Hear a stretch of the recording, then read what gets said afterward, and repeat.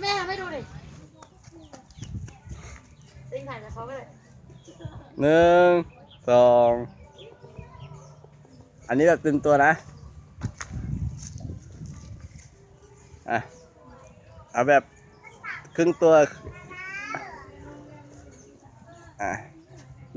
กระเป๋าไม่สวยนี่ได้ไหม ได้ เดี๋ยวเลยเพื่อน เก็บทุกรายละเอียด1 2ลองทางนี้บ้าง แดดไม่แดดอย่างเงี้ยได้อยู่เอาแบบอันนี้แบบเป็นตัวนะ1 2 31 2โอเคเรามาดูกันแป๊บนึง